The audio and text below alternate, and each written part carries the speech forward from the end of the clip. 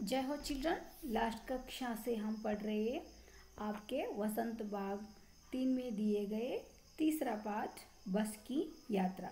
तो बस की यात्रा पाठ में हमने अब तक देखे कि पहले पाठ में बस यानी यात्रा का कारण, और दूसरे भाग में हमने देखा कि बस के स्थिति, और तीसरे भाग में हम देख रहे थे कि यात्रा का अनुभव। तो उसमें हमने इसके बाद सविनय आंदोलन, असहयोग आंदोलन देख रहे। तो बच्चों, अब हम देखेंगे इस कक्षा में जो यात्रा लेखक जी ने अपने चारों मित्रों के साथ प्रारंभ किए थे, यानी जॉब के लिए। तो उस शॉर्टकट रास्ता से ही, उसी बस से इसको सुबह ही ऑफिस पहुंचना था।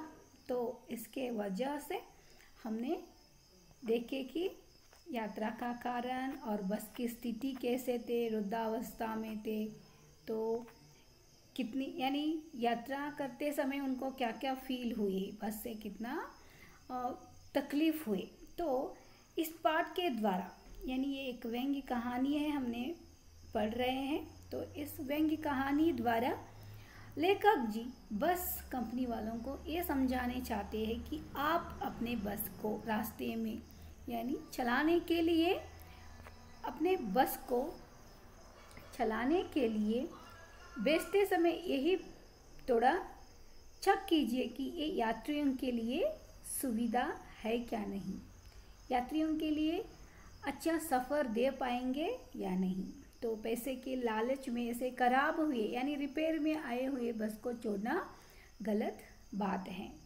तो हमने देखा कि 3 बार बस क्या हो गया, यानी पंचर हो गया। तो पहले बार जो पेट्रोल में, यानी पेट्रोल नहीं था टैंक में, तो टैंक में छेद होने के कारण पेट्रोल ख़त्म हो गया था, इसके वजह से बस रुका था। और दूसरे बार क्या हुआ था, रात में ही क्या हो गया, बस रुक गई इंजन खराब होने के कारण। तो बस कंपनी के जो हिस्सेदार थे वो तरह तरह तरकीबें पर किए, यानी आइडिया किए उसे फिर से चालू करने के लिए, लेकिन वो चली नहीं। तो क्षीण चांदनी में वृक्षों की छाया के नीचे वह बस बड़ी दयनीय लग रही थी, लगता जैसे कोई वृद्धा तक कर बैठ गई हो। हमें ग्लानि हो रही थी कि बेचारी पर लद कर हम चले आ रहे, अगर इसका प्राणांत हो गया तो इस बियाबान में हमें इसकी अंत्योष्टि करनी पड़ेगी। तो वही फिर से और एक बार बस अपने आप रुकी। तो ड्राइवर ने बहुत कोशिश की चालू करने के, लेकिन चले नहीं हुआ। तो पहले जो था असहयोग आंदोलन, जैसे बस की जो पार्ट्स थे वो एक साथ नहीं दे रहे थे, तो इस सविनय अवज्ञा आंदोलन अब शुरू हो गया। मतलब कंपनी के हिस्सेदार कहने लगे बस बहुत स्मार्ट है, बहुत अच्छा है, बहुत फर्स्ट क्लास है, यह तो इस्तीफा की बात है, यानी अचानक बंद पड़ा है ऐसे बस की, ऐसे हालत में भी बस अच्छा है बोल रहा है। तो जिस वक्त, यानी जब बस बंद पड़ा तो रात का समय था, इतना चांदनी का रोशनी भी नहीं था। तो वही क्षीण चांदनी में वृक्षों की छाया के नीचे, यानी पेड़ों के जो छाया उसके नीचे वह बस बड़ी क्या लग रही थी, बहुत दयनीय स्थिति लग रही है। ऐसा लगता था कि कोई वृद्धा, यानी जो उम्र हुए आदमी थक कर बैठ गए हैं, ऐसे बस देखे तो ऐसे लग रहा था कि बेचारी लद कर बहुत थक गए हैं और उम्र हो चुका है, हम क्या कर रहे हैं, उनके ऊपर चल रहे हैं। अगर इसका प्राणांत हो गया तो, यानी देहांत होना, तो इस बियाबान में हमें इसकी अंत्योष्टि करनी पड़ेगी, है ना, उसको विदा करनी पड़ेगी, ऐसे वो बोल रहे। हिस्सेदार साहब ने इंजन खोला और कुछ सुधारा, बस आगे चली। तो दूसरी बार फिर से हिस्सेदार ने ऐसे वैसे करके जैसे भी प्रयत्न करके इंजन खोला तो थोड़ा सा सुधार आ गई बस में, तो बस आगे चलने लगी। उसकी चाल और कम हो गई थी, यानी स्पीड जो था पहले ही कम था, ये दूसरे बार बंद होने के कारण और भी धीरे धीरे चलने लगी। उसको ऐसा नहीं लग रहा है कि हम बस में बैठकर जा रहे हैं। तो धीरे धीरे रुद्धा की आंखों की ज्योति जाने लगी और चांदनी की रास्ता, यानी चांदनी में जो रास्ता था वो टटोल कर वह रेंग रही थी। तो आगे पीछे से कोई गाड़ी आती दिखती तो एकदम से किनारे खड़ी हो जाती और कहती थी कि मतलब जो बाजू वाले शायद जो दूसरा मोटर आते तो इस बस की स्थिति को देखकर ऐसे कहती थी कि निकल जाओ बेटी, तुम्हें तो धीरे धीरे चलना है, उम्र हो चुका है तेरा, ऐसा। तो एक पुलिया के ऊपर पहुँचते ही, पुलिया यानी जो पानी के ऊपर रास्ता बनाते हैं, ब्रिज बनाते ना, उसको पुलिया कहते। तो उसके ऊपर, ब्रिज के ऊपर पहुंचे ही थे, एक टायर फिस करके बैठ गया। तो देखिए ये तीसरी बार है बस बंद पड़ रहे। तो पहले जो जगह था वो क्या हुआ, तो वहाँ पे पहले समय में पेट्रोल, क्योंकि टैंक में छेद होने के कारण, होल होने के कारण बंद पड़ा था, और दूसरी बार इंजन खराब होने के कारण बंद पड़ा था, और तीसरी बार एक ब्रिज के ऊपर पहुंचते ही उसका टायर फिस करके बैठ गया। वह बहुत जोर से हिलकर थम गई। अगर स्पीड में होती तो उछलकर नाले में गिर जाती। तो बस क्या स्पीड ज़्यादा होते तो क्या हो जाता था, सभी उसी नाले यानी किनारे पर गिर जाते थे। उस कंपनी के हिस्सेदार की तरफ पहली बार श्रद्धा भाव से देखा, यानी उस कंपनी के जो हिस्सेदार थे, जो काम करने वाले आदमी थे, उसकी तरफ लेखक जी ने श्रद्धा भाव से देखा, यानी पूजनीय भाव से देखा। वह टायरों की हालत जानते हैं, फिर भी जान हथेली पर लेकर इसी बस से सफर कर रहे बेचारे हिस्सेदार सब जानते हैं बस की हालत ऐसा है, रास्ते में छोड़ना नहीं चाहिए था चलाने के लिए, फिर भी चला रहे हैं पैसे के लालच में, सब पता है उनको। लेकिन फिर भी वो इस बस में क्या कर रहे हैं, सफ़र कर रहे हैं। तो ये इमेजिन करके तो लेखक जी ने कह रहे हैं हमें बस की हिस्सेदार को देखे तो उसके ऊपर श्रद्धा भाव उमड़ रहे हैं, क्योंकि बेचारे इसी बस से पता होने के बावजूद भी सफ़र कर रहे। उत्सव की ऐसी भावना दुर्लभ है, क्योंकि हमें पता है बस खराब है फिर भी हमें वहीं पे सफ़र कर रहे हैं, तो ऐसी भावना आना दुर्लभ है ना।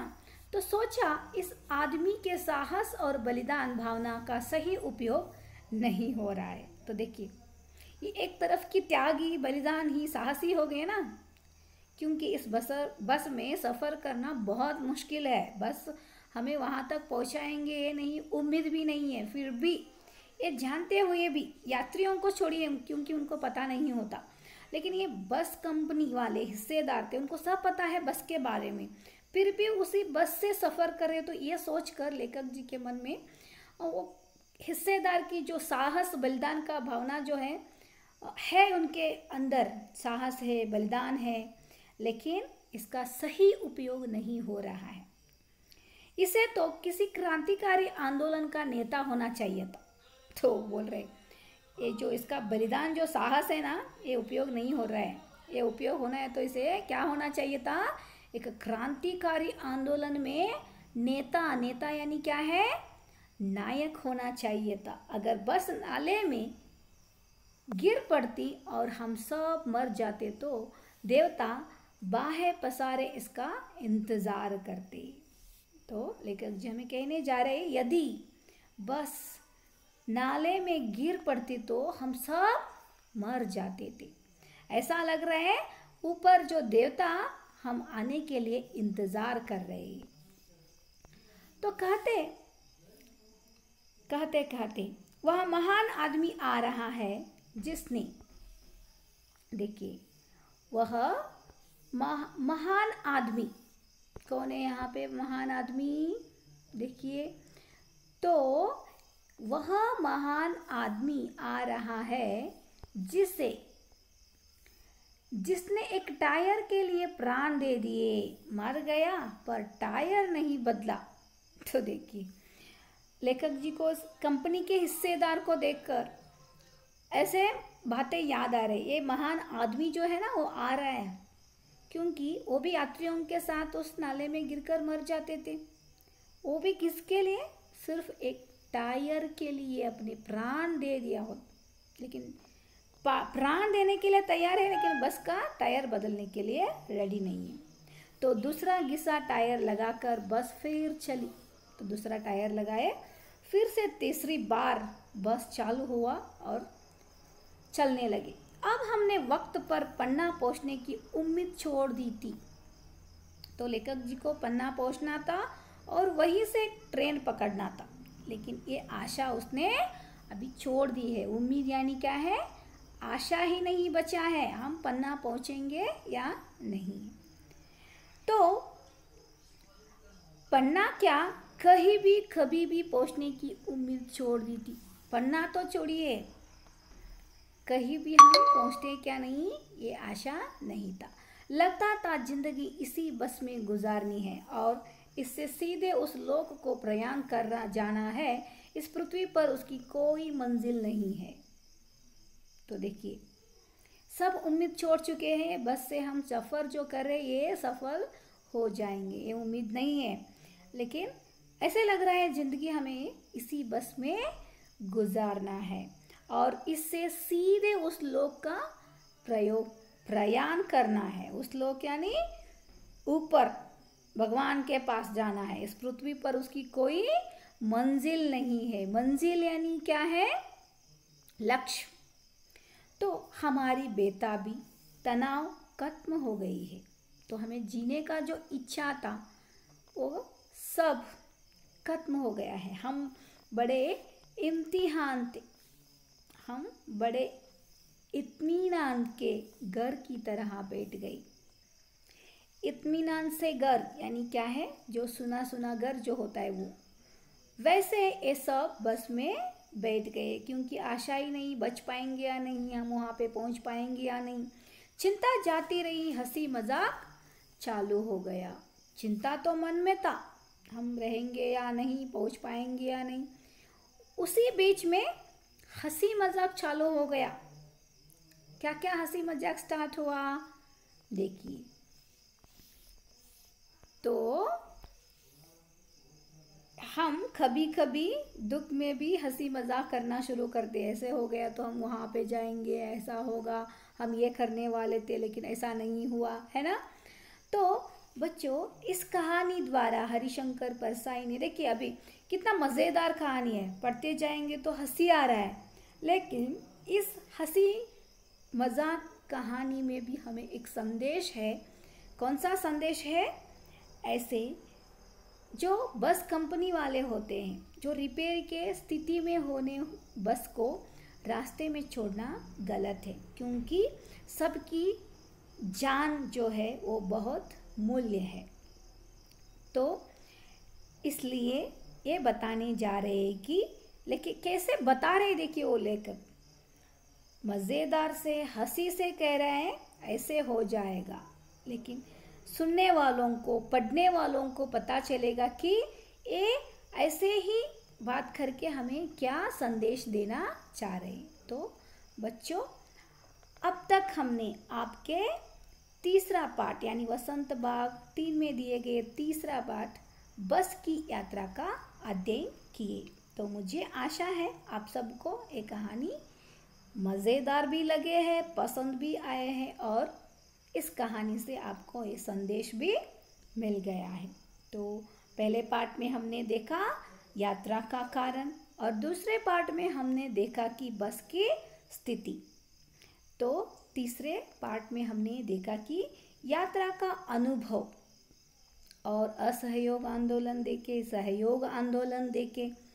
तो बच्चों इस कहानी को आपको पूरे कहानी ध्यान से पढ़ना है और इनका पहला पेज जो है वो पेज आपको एक पेज हैंड राइटिंग लिखना है और होमवर्क में मुझे भेजना है।